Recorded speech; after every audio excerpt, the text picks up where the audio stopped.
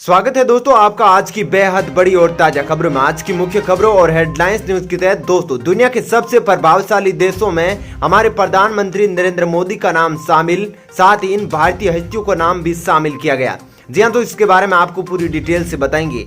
साथ ही दोस्तों, ये देश दे रहा है शादी करने वाले जोड़ों को 4.25 लाख की सहायता, रखा गया है ये मुख्य लक्ष्य। जी हाँ, इस खबर के बारे में बताएंगे। वहीं दोस्तों, किसानों को लेकर बड़ी खबर आ रही है। जी हाँ, अब सरकार को दबाने के लिए 25 सितंबर से किसान करने वाले हैं ये काम। साथ ही दोस्तों, जेईई एडवांस परीक्षा, बड़े बटन के कपड़े नहीं पहन सकेंगे अभ्यर्थी, एसएमएस से पता चलेगा रिपोर्टिंग टाइम। जी हाँ दोस्तों, परीक्षा के लिए सरकार ने गाइडलाइंस जारी कर दी है, इसके बारे में आपको बताएंगे। साथ ही दोस्तों, हरियाणा, राजस्थान और बिहार में एयरफोर्स करेगा भर्ती, 27 सितंबर से होगा आवेदन। जी हाँ, इस खबर के बारे में आपको बताएंगे।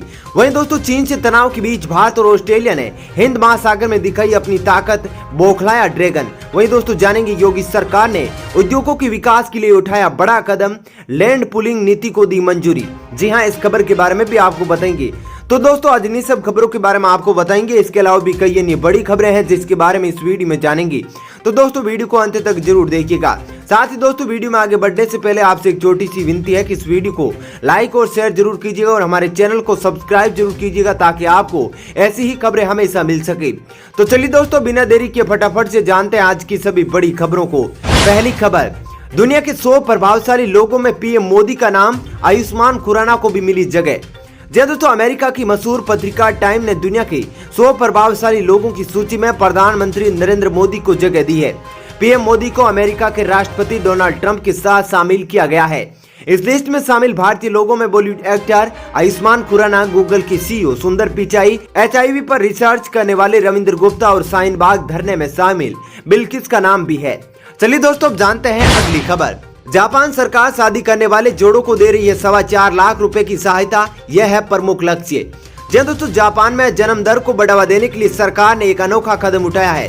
सरकार ने घर बसाने की इच्छुक जोड़ों को 6 लाख येन यानी करीब 4.25 लाख रुपए तक की प्रोत्साहन राशि देने का फैसला किया है। ये इसीलिए ताकि लोग शादी कर जल्द बच्चे पैदा करें और देश में तेजी से गिरती जा रही जन्म दर को रोका जा सके। बताते हैं कि सरकार अप्रैल से प्रोत्साहन राशि देने का कार्यक्रम शुरू करने की बात कह रही है। सरकार की मंशा इस डिसीजन के पीछे देश में तेजी से गिरती जन्म दर को रोकना है और शादी करने वाले जोड़ों को बच्चे पैदा करने के लिए प्रोत्साहित करना है। चलिए दोस्तों, अब जानते हैं अगली खबर। जेईई एडवांस परीक्षा, बड़े बटन के कपड़े नहीं पहन सकेंगे अभ्यर्थी, एसएमएस से पता चलेगा रिपोर्टिंग टाइम। जी दोस्तों, आईआईटी में प्रवेश के लिए 27 सितंबर को जेईई एडवांस की परीक्षा होगी। प्रतिभागियों को सलाह दी गई है कि वह बड़े बटन वाले कपड़ा नहीं पहन कर आए, जिसमें चेन, अंगूठी, bracelet, earrings, pendant, hairpin, hairband और ताबीज भी नहीं पहनने की सलाह दी गई है। स्मार्ट और डिजिटल घड़ी, mobile phone, Bluetooth device, earphone, microphone, pager, health band सहित किसी भी प्रकार का इलेक्ट्रॉनिक गैजेट प्रतिभागी हॉल में नहीं ले जा सकेंगे। वहीं रफ वर्क के लिए राइटिंग पैड भीतर ही दिए जाएंगे। प्रतिभागियों को खुद का मास्क पहनना होगा। करियर विशेषज्ञों के मुताबिक जो छात्र इस परीक्षा में क्वालिफाई कर जाते हैं, उन्हें काउंसलिंग शुरू होने के साथ ही जाति और आय सहित अन्य परिणाम पत्र तय फॉर्मेट में जमा कराने होते हैं। वहीं कोरोना के कारण कई छात्र सरकारी कार्यालयों में से प्रमाण पत्र समय पर हासिल नहीं कर पा रहे हैं। साथ ही ज्वाइंट सीट एलोसन अथॉरिटी यानी जोसा ने छात्रों को छूट दी है कि वे काउंसलिंग रजिस्ट्रेशन के बजाय ऑनलाइन एडमिशन और फीस सबमिशन के समय जरूरी प्रमाण पत्र जमा कर सकेंगे। परीक्षा केंद्र पर भीड़ न हो इसलिए अलग अलग समय पर बुलाया जाएगा। अभ्यर्थियों को रिपोर्टिंग टाइम की जानकारी एसएमएस से दी जाएगी। सुबह 9 बजे से होने वाले पेपर के लिए 7 बजे से रिपोर्टिंग शुरू होगी। वहीं परीक्षा शुरू होने से 25 मिनट पहले छात्र कंप्यूटर में लॉगिन कर जरूरी निर्देशों का पढ़ सकेंगे। चलिए दोस्तों, जानते हैं अगली खबर। कोरोना से सबसे अधिक प्रभावित 7 राज्यों के सीएम संग पीएम मोदी ने की बैठक, यह है बड़ी बातें। जी दोस्तों, कोरोना संक्रमण के मामले में दुनिया में दूसरे नंबर का देश भारत में रोजाना लगभग 90,000 से ज्यादा नए मामले सामने आ रहे हैं। भारत में कुल मामले 56 लाख को पार कर चुके हैं। कोरोना संक्रमण में सबसे अधिक हिस्सेदारी वाले 7 राज्यों और केंद्र शासित प्रदेशों के मुख्यमंत्रियों और स्वास्थ्य मंत्रियों के साथ प्रधानमंत्री नरेंद्र मोदी एक वर्चुअल बैठक को संबोधित कर रहे हैं। पीएम मोदी ने कोरोना से लड़ने की नई रणनीति की बात की। वहीं पीएम मोदी ने कहा कि प्रारंभिक काल में हमने जो लॉकडाउन की नीति अपनाई थी वो बेहद सफल रही और दुनिया में भी उससे काफी तारीफ मिल रही है, लेकिन अब हमें माइक्रो कंटेनमेंट जोन पर ध्यान देना चाहिए। चलिए दोस्तों, जानते हैं अगली खबर। 25 सितंबर से पूरे देश में किसान करेंगे सरकार का चक्का जाम, लगेगा कर्फ्यू। दोस्तों, संसद में पारित किए गए तीनों कृषि बिलों के विरोध में भारतीय किसान यूनियन के राष्ट्रीय प्रवक्ता चौधरी राकेश टिकैत ने कहा कि सरकार बहुमत के नशे में चूर है। राज्यसभा में नियमों की अनदेखी करके अफरा तफरी में पारित किए गए किसान बिलों का विरोध करने के लिए 25 सितंबर से देश भर के किसान चक्का जाम करेंगे। भारतीय किसान यूनियन ने इसे किसान कर्फ्यू का नाम भी दिया है। भारतीय किसान यूनियन ने कहा है कि किसान अपने हक की लड़ाई को मजबूती के साथ लड़ेंगी। सरकार अगर हठ धर्मिता पर अड़िग है तो किसान भी पीछे हटने वाले नहीं है।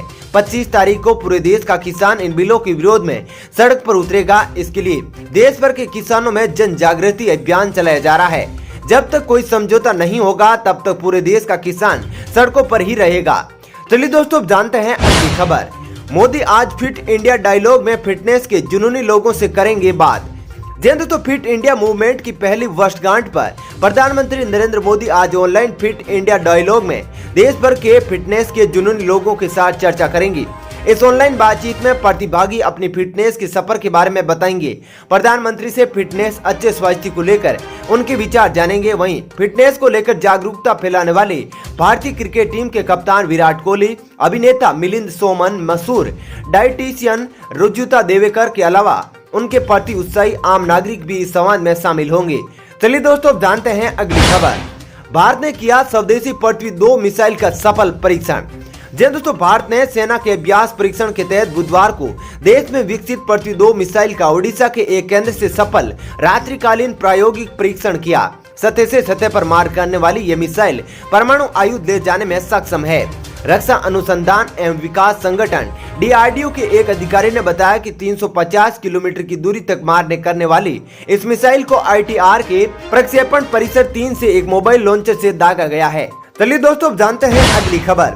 महामारी समाप्त होने के बाद भी घर से काम करने की व्यवस्था रहेगी जारी, बिल गेट्स ने कहा ये बात। दोस्तों, जाने माने उद्योगपति और परमार्थ कार्यों से जुड़े बिल गेट्स ने बुधवार को कहा कि घर से काम करने की संस्कृति बेहतर तरीके से काम कर रही है और कई कंपनियां कोरोना वायरस महामारी समाप्त होने के बाद भी यह व्यवस्था जारी रखेगी। कोविड-19 महामारी और उसकी रोकथाम के लिए लगाई गई लॉकडाउन के कारण कई कंपनियां अपने कर्मचारियों को घर से काम करने की सुविधा को मजबूर हुई है। चलिए दोस्तों, अब जानते हैं अगली खबर। हरियाणा, राजस्थान और बिहार में एयरफोर्स करेगा भर्ती, 27 सितंबर से होगा आवेदन शुरू। दोस्तों, इंडियन एयरफोर्स ने मंगलवार को एक आधिकारिक नोटिस रिलीज करके सूचित किया कि राजस्थान, बिहार, हरियाणा में एजुकेशन इंस्ट्रक्चर के अलावा ग्रुप X यानी टेक्निकल ट्रेड्स के लिए सिलेक्शन किया जाएगा। ये ऑनलाइन सिलेक्शन की प्रक्रिया 27 सितंबर 2020 से की जाएगी। नोटिफिकेशन के मुताबिक इंडियन एयरफोर्स 9 अक्टूबर से 20 अक्टूबर के बीच रिक्रूटमेंट करेगा। आवेदन की प्रक्रिया शुरू होने के बाद इच्छुक कैंडिडेट आधिकारिक वेबसाइट airmanselection.cdac.in पर जाकर अप्लाई कर सकते हैं। आवेदन करने की आखिरी तारीख 28 सितंबर 2020 है। चलिए दोस्तों, जानते हैं अगली खबर। चीन से तनाव के बीच भारत और ऑस्ट्रेलिया की हिंद महासागर में दिखाई अपनी ताकत, बौखलाया ड्रैगन। दोस्तों, ऑस्ट्रेलिया की नौसेना ने बुधवार को हिंद महासागर में संयुक्त सैन्य अभ्यास किया। इस दौरान दोनों देशों के नौसेनाओं ने अपनी ताकत दिखाई। इस 2 दिनी अभ्यास के दौरान दोनों नौसेनाओं ने जटिल नौसैनिक कौशल, विमान विरोधी ड्रिल और हेलीकॉप्टर अभियानों का जलवा देखने को मिलेगा। जून से अब तक ये भारतीय नौसेना की चौथी अहम सैन्य ड्रिल है। इससे पहले अमेरिका, जापान और रूस के साथ ठीक ऐसा ही नौसैनिक अभ्यास पूरा किया जा चुका है। अपने द्विपक्षीय संबंधों को जून में समग्र सामरिक साझेदारी के जरिए मजबूत करने वाले भारत और ऑस्ट्रेलिया के बीच इसके बाद ये पहला बड़ा सैन्य अभ्यास है। चलिए दोस्तों, अब जानते हैं अगली खबर। योगी सरकार ने उद्योगों के विकास के लिए उठाया बड़ा कदम, लैंड पुलिंग नीति को दी मंजूरी। दोस्तों, उत्तर प्रदेश में उद्योग के लिए भूस्वामी जमीन देने के लिए आकर्षित हो, इसके लिए योगी सरकार ने लैंड पुलिंग नीति को मंजूरी दी है। इस नीति के तहत 18 मीटर चौड़ी सड़क के पास कम से कम 25 एकड़ जमीन भूस्वामियों से ली जाएगी। औद्योगिक विकास प्राधिकरण अपने मास्टर प्लान के तहत 18 मीटर चौड़ी सड़क के आसपास की जमीन को इसी लैंड पुलिंग नीति के तहत हासिल करेगा। इसमें से 80% भूमि को भूस्वामियों से उनकी मर्जी से लिया जाएगा। साथ ही 20% भूमि को भू अर्जन, पुनर्वासन व अन्य तरीकों से लिया जाएगा।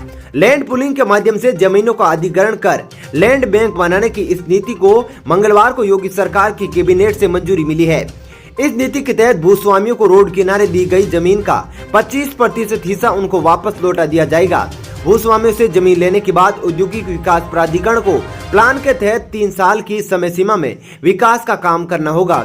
जब तक भूस्वामियों को 25% विकसित भूमि नहीं दी जाती तब तक उनको मुआवजे के तौर पर 5,000 रुपए प्रति एकड़ हर महीने क्षतिपूर्ति व मुआवजे के तौर पर मिलेगा। दोस्तों फिलहाल इस वीडियो में इतना ही। ऐसी ही खबरें देखते रहने के लिए आप हमारे चैनल को सब्सक्राइब जरूर कीजिएगा। साथ ही दोस्तों वीडियो के बारे में आपकी जो भी राय हो कमेंट करके जरूर बताइएगा। धन्यवाद।